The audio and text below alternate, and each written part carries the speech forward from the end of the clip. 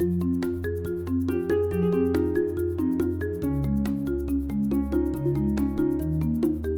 guys, so I'm Paul Wealls. My background's more business development than developer. Although I did grow up with a father as a CTO, so I was very fortunate growing up in the 80s and 90s with computers around the house. So it's sort of embedded into me. It's almost like the digital breathing generation of my children today. So as we know, DevRel is a great way to get your products into businesses and users, getting internal evangelists that could find the tools to make their job quicker and easier, and then taking them into their working day and make use of them. As I mentioned, I come from a business development background, and I moved into product when I worked in wholesale SMS with EE around 2011, which was around the time that Twilio and Nexmo were entering the market and really making a stir with their really developer-focused strategies. So I did a fair bit of research on it, and it just really resonated that was quickly going to be a real key to my success by making our tools and APIs usable and much easier to adopt. A number of years later, when I had my own business, B&W Designs, is when I created IoT North as a meetup. I was running a customer discovery session for a startup called Mechanics, which was an IoT startup for Tata Communications with a guy called Stuart Mitchell. That service was IoT cellular connectivity with network layer APIs. So we could really empower developers to be able to not only just supply connectivity, but also monitor and manage bandwidth and latency, so to choose when they send data and such like, and across which networks they would as well. There's a multi-IMSI, which today there still isn't something competitive in that market, and that is actually a product that's used in Jaguar Land Rover cars for their connectivity. There was lots of stuff going on when I was out doing the customer discovery. It was the first time I'd been in the Northeast for a while. I've been traveling around the world with work for about 5 years. That I discovered there was a lot of IoT stuff going in the region, but a lot of people were replicating what they were doing from hacks with companies like Northumbrian Water, where people got inspiration to create solutions for problems using IoT.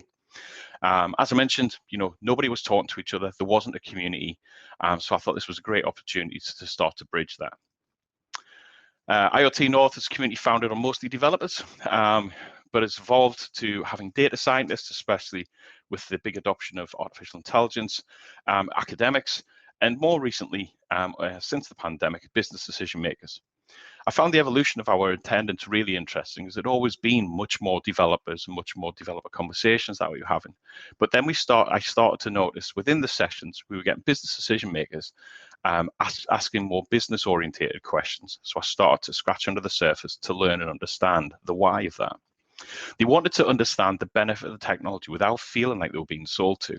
And this kind of resonates to me about DevRel, that developers, don't like that hard push sales side of things. They like to be able to educate it, try it, take it, play with it, and then either continue on or go and find something else. What I found really interesting with business decision makers was this was the similar kind of mindset as well. They were kind of over the hard sell push and being told about these all big solutions, which then you find out are much smaller, that they want to get a much better baseline understanding of the technology so they could then go and have those conversations. But also then connecting out because they recognized that they didn't have the resource in their business to adopt this technology as well. The format of our talks have naturally been a lot more about the what and the how, but as we've evolved with this attendance and the members of the community have recognized this as well, they've started to steer their conversations around the why and its value a lot more than just the what and the how. We started on a cold February evening, as Matthew will remember well, as an in-person meetup event, and we only had about 30 attendees, which I felt quite happy about. For the first one, it was full of pizza and beer, as a good old meetup is, in person, if we can remember back that far. We continued in this format and slowly grew with the acquisition of about 15 members a month for the next 2 years. In 2020, as the pandemic was dawning on us, I opened up discussions for sponsorship with Newcastle University to help enable the community to move virtually quickly, as I could see what was going to happen with the pandemic. And so that's what we did. We moved straight onto Zoom, which was a real pain to manage and really restrictive. And the first few events were huge successes. We had one of our biggest attendances online, which was 70 people, which overran by about an hour with the questions that we had coming through. But it was a really, really good energetic event, which you can see on iotnorth.uk/events if you want to check them out. Because what we did is we revamped the website, which we hadn't done before. It was just a simple page on what we did, and we really depended on Meetup. What I recognized was that we need to provide more content and accessibility to the recordings. So we updated the website and created a few new sections on there. One of the main ones being events. So every event that we have on there is hosted on there, and it's ran live on there as well, using YouTube and using live streaming. In October 2020, we moved to using Livestream and StreamYard, which is what the guys are using today, which is an absolutely brilliant tool. Really simple to use, really well cost effective as well. And you can connect into your website very, very easily, either using the YouTube link or actually with updates now, you can actually get a direct link from StreamYard. We grew dramatically due to the pandemic. You know I observed the growth in online engagement very quickly and noticed that other meetups around the world were no longer having events due to the pandemic. There was this mindset of it being much more, it should be in person. But actually content viewing and people getting a little bit overindulged on Netflix and such like, they started to look for more shows. Traditionally, our shows had always been about an hour, 2 hours, but a lot, especially the technical ones. We started to then reduce them down to size depending on the content and who we thought would be the market for it. So we've got a number of shows that are on there like 20 minutes long, 30 minutes long, which more roundtable types of discussions. We grew 300 members organically in 1 month, which was actually after the first live stream show. Because the word started to get out about it, and also the help with promoting across using live streaming with LinkedIn, which then started to bring in more business decision makers wanting to learn on the shows. We also started to get further afield, a lot more attendance from colleagues and friends from the US and across wider Europe, especially across in Spain. As an example, we got some great interaction from there as well.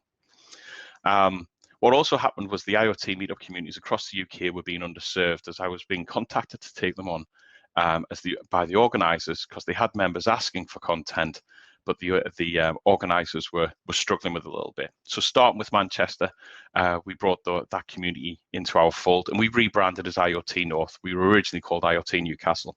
The brand IoT North is a play on where it's originated from, but it's also given businesses and developers a direction in IoT, a north, if you will. By H2 2020, we had 3,000 members, huge increase compared to what we were used to. And in early 2021, we launched the Marketplace and Forum, which was kindly funded by Newcastle University and developed by a great company called Woods & Walker.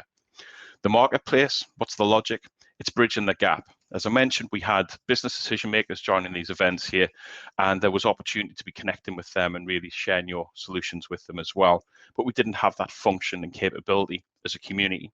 So the Marketplace, which is completely free to use, to register and also connect. You simply register. We will advise on your content. It's broken down into a very simple value proposition and then use case format. Very clear, simple terminology. Try to keep the technology terminology out of it. Talk about the value. And we've got some great information about what that is, which I'll touch on very soon.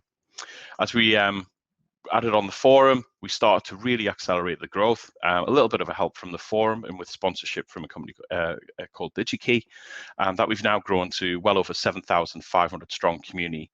And that is from the adoption of absolutely brilliant communities that were created that have come in, and then they've actually grown dramatically once we start doing the shows.